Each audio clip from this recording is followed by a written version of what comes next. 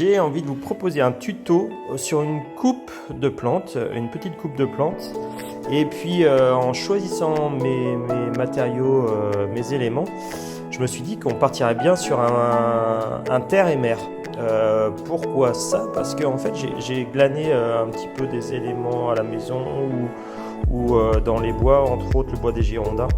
Et puis je me suis aperçu qu'en choisissant ces éléments, eh bien, j'arrivais sur un terre et mer, un petit peu comme en cuisine. Donc, et ça fonctionne toujours très bien le contraste terre et mer. Donc je suis parti sur trois couleurs. C'est quelque chose que je vous conseille souvent, 3 couleurs. Ces 3 couleurs, ça serait du vert, du violet rose et puis aller dans les bleus. Donc j'ai des jacinthes bleus là. Donc je vais vous présenter un petit peu tous ces éléments. Alors on aura une mousse boule, des galets, donc où on retrouve un peu ce gris bleu, le violet de la jacinthe ou le bleu de la jacinthe qui se marie bien avec les bords du jardin.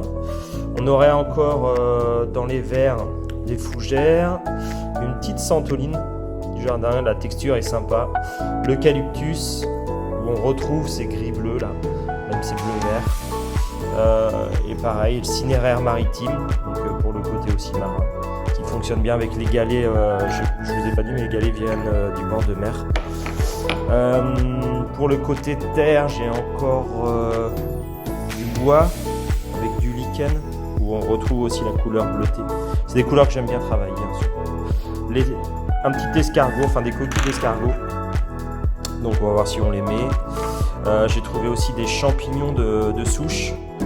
Que j'ai fait sécher, donc là ils sont bien secs, la texture est super sympa de ce côté et la couleur de ce côté est aussi très sympa, donc on a une texture très rugueuse. Pour le côté terre aussi ça fonctionne bien.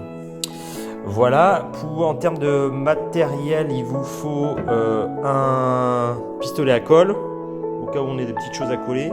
Ça c'est assez important. Il vous faut des petits contenants, alors ça peut être des petits vases ou des petites des petits bocaux dans lesquels vous faites vos apéritifs peut-être parfois, des petites verrines, voilà, je cherchais le mot, une vasque ou une coupe plus ou moins haute, ça va dépendre de ce que vous voulez faire. Moi ce que j'ai envie c'est, les jacinthes, il faut toujours laisser dépasser le bulbe, donc là je vais enlever un petit peu de terre et ça devrait juste arriver au bord du contenant. Et puis en matériaux, je crois que c'est à peu près tout, si du terreau. Voilà. Donc là on est pas mal.